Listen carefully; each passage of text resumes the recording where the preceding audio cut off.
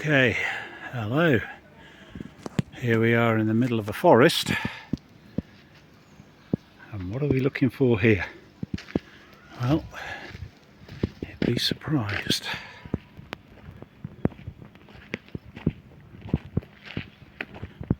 As we walk down this road, you can see there's forests on either side, so it's perhaps not the kind of place we would expect to find what we're looking for.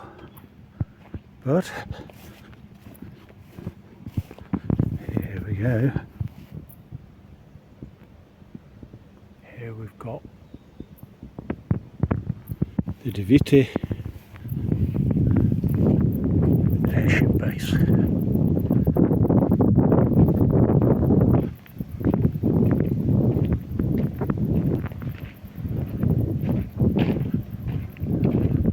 So as you can imagine, this amount of trees, they don't really use it these days. But let's see what we've got here. We've got the signpost here telling us a little bit about what the Dywity airship base looked like. So it was built in 1913, April 1913. The city of Olsztyn purchased 111 hectares of land from a local landowner, and the construction of the base started immediately, and within about a year it was ready. And it had a height of 34 meters, a width of 44 meters, and the original length was 180 meters, later extended to 192.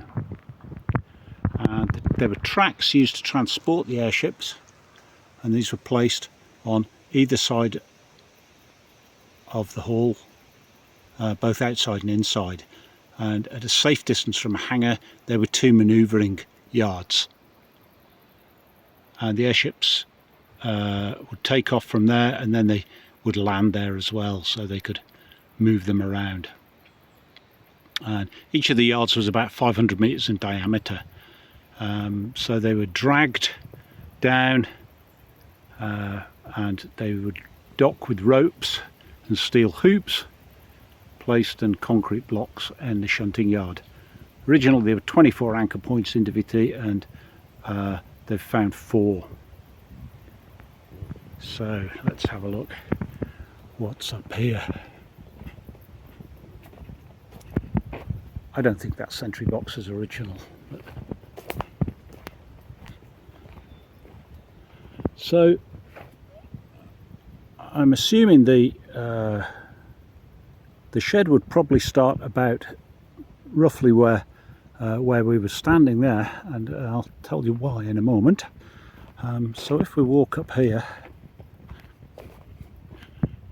probably all this would have been where the shed was. That's my bike, by the way. And if we keep going up here,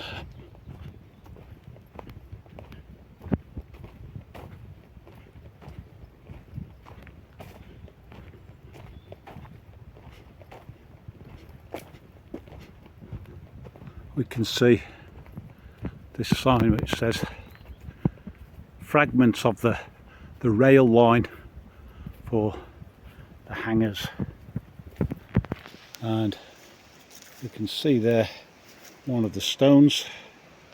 Tell you what, let's go all the way around.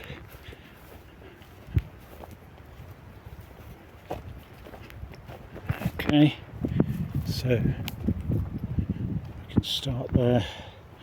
You can see the outline of the stone here, and there's another one here, and the next one. So these would have taken the weight of the vehicles that would pull the airships in and out, I imagine. I imagine airships actually weigh quite a bit, or you need something quite heavy to hold them down. So here's another one. Another. And so, as it says, there would be rails here for the machines to run on, and that's about as many as there are, but as we can see, it goes probably all the way down here. As many as are uncovered, I think. So if we walk back from where we started, that'll give you some idea of, there we go, there's one of our first stones. That'll give you some idea of how big the building must have been. Okay.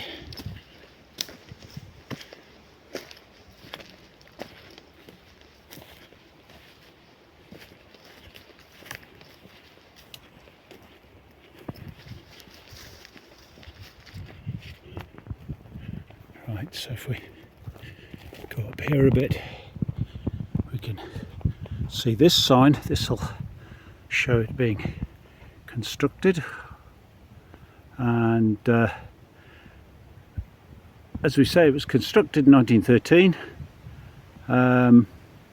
By the end of the First World War, Germany had to dismantle all its military aviation related facilities, so obviously, having had Zeppelin ships here and everything, it was dismantled, and they transported, the parts of it were transported right into Germany to the town of Darmstadt, if anybody knows Darmstadt, and also up around Krulewitz, in German that would be Königsberg, now Kaliningrad, in the Russian enclave.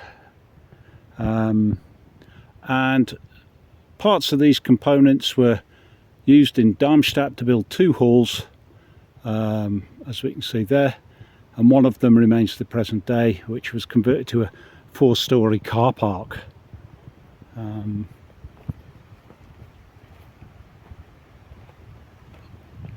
Come over to this other sign. There we go. You can see this is what the whole hall looked like. This is the area around it with the manoeuvring bases that we talked about for turning around. And here's airship LZ-26, which was built in Frankfurt. It's the last ship with an outside keel, and the first with biplane propellers. So it's actually had these propellers to make it go. And the first flight took place on the 14th of December 1914. The L-26 was 161.2 meters long and 16 meters across, and it had a volume of 25,000 cubic meters, and it could reach a speed of 80 kilometers an hour. So what we find, if we look at this hall, you know, it's got two openings, and this was basically that, depending on what the wind was, the ship could approach from either side and be taken in from either side, depending what was favourable with the wind.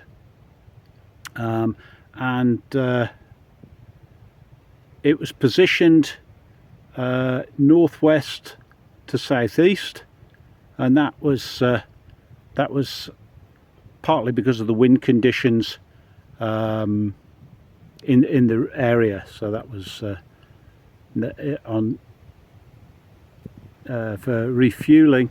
There were 3 dispensers inside the hall, and both of the hangars, there were stairs leading up to platforms, so they had access to the airship from the top. Now, one of the commanders of the LZ-26 was a man called Ernst Lehmann, Captain Ernst Lehmann. Now, what did Captain Ernst Lehmann do? Well, this was one of his other ships, and this was the LZ-129, the Hindenburg. The LZ-129 Hindenburg was built by Luftschiffbau Zeppelin, LZ, Luftschiffbau Zeppelin, It was the largest and most luxurious airship built for passenger transport, and it was named after President Paul von Hindenburg, who was President of Germany 1925 to 1934.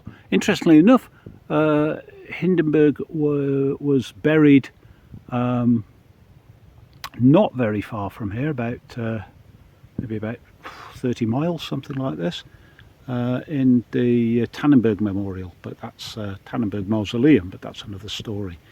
So anyway, the Hindenburg was 245 metres long, about 24 metres less than the Titanic.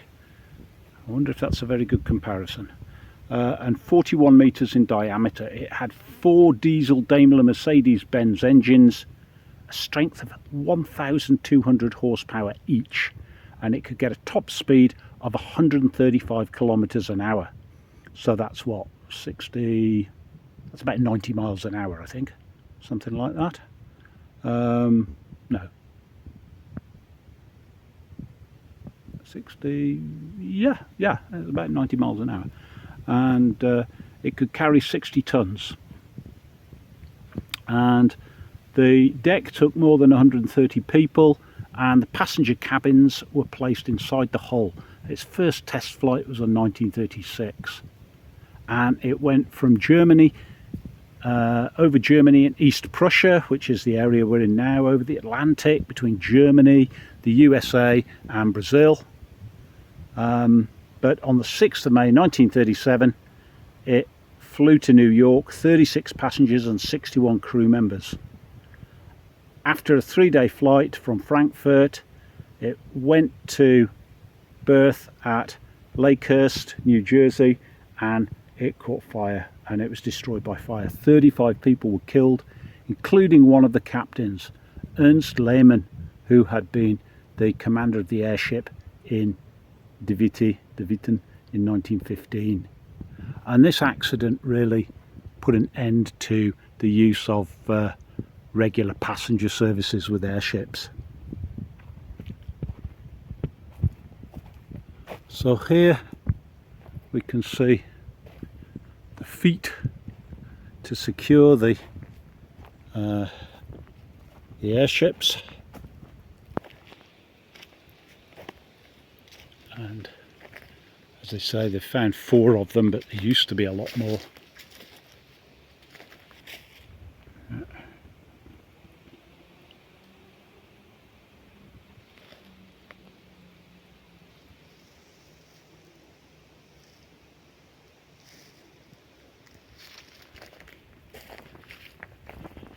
And that is really all that remains.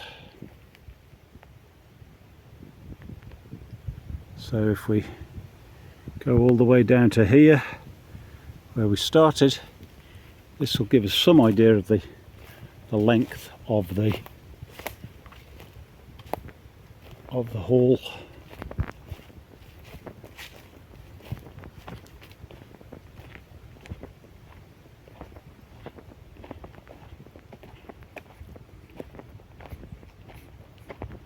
The dustbin in the campfire site are more recent.